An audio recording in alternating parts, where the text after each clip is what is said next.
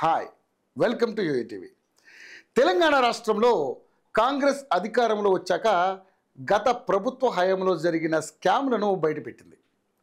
ఇందులో phone tapping case కూడా ఉంది. ఈ కేసులో సంచలనం రేపిన పేర్లలో శ్రవణ్ రావు ఒకరు. అప్పటిదాకా ఓ ఛానల్ ఎండీగా చలామణి అయిన ఈయన ఎప్పుడైతే ఫోన్ ట్యాపింగ్ కేసులో ఉన్నట్టు తేలిందో అప్పటి నుంచి కష్టాలు క్యూ కట్టాయి. చేసిన పాపాలన్నీ ఒక్కొక్కటిగా బయటకు వస్తున్నాయి. తాజాగా ఓ చీటింగ్ కేసులో అరెస్ట్ అయ్యాడు.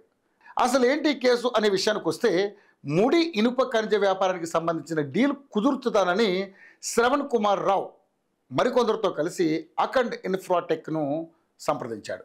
2022లో Shravan in rhythm energy private limited డైరెక్టర్గా ఉన్నప్పుడు ఇది జరిగింది.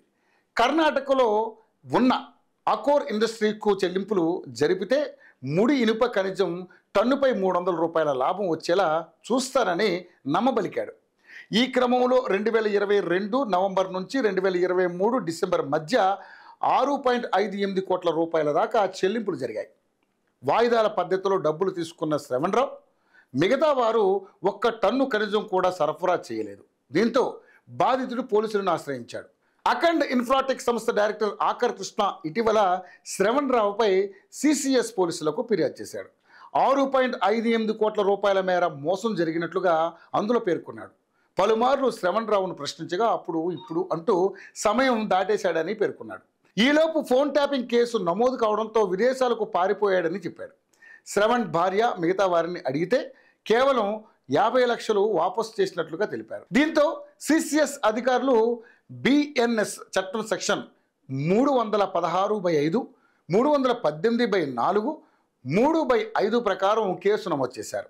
శ్రవణ్ రావును ప్రధాన నిందితుడిగా పేర్కొంటూ అతని భార్య స్వాతిరావు, వ్యాపార భాగస్వామి వేదమూర్తి, ఆకోర్ ఇండస్ట్రీస్ డైరెక్టర్ ఉమామహేశ్వర్ రెడ్డిలను కూడా నిందితులుగా చేర్చారు. ఇక ఫోన్ ట్యాపింగ్ కేసులో దారులన్నీ మూసుకుపోవడంతో ఇటీవలే శ్రవణ్ రావు నగరానికి చేరుకున్నాడు. పలుమార్లు పోలీసులు అతడిని విచారించారు. ఇదే క్రమంలో చీటింగ్ కేసుకు సంబంధించి మంగళవారం సిసిఎస్కు పిలిపించి విచారించారు.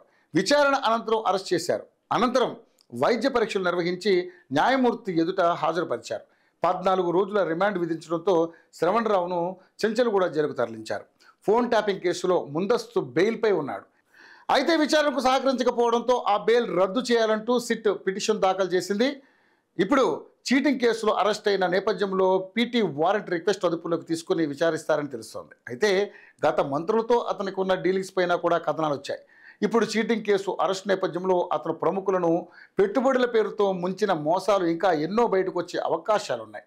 గత ప్రభుత్వంలో మంత్రిగా చేసిన నేత మైనింగ్లో పెట్టుబడుల కోసం 100 కోట్ల రూపాయల దాకా శ్రవణ్ రావుకు ఇచ్చినట్లుగా సమాచారం. అదే కాక గతంలో ఏపీకి చెందిన మాజీ మంత్రి కుటుంబాన్ని నమ్మించి ముంచేశాడని వారు పలువురి వద్ద ఆవేదన వ్యక్తం చేసిన పరిస్థితి. పెట్టుబడులంటూ డబ్బులు చేస్తారంటూ శ్రవణ్ రావు ఇంకా చాలా మంది ప్రముఖులను నమ్మించినట్లుగా సమాచారం. ఆ బాధితులంతా ఇప్పుడు ఒక్కరొక్కరుగా బయటకు వస్తారా, లేదంటే తేలుకుట్టిన దొంగల్లాగా సైలెంట్గా అయిపోతారా అనేది చూడాలి.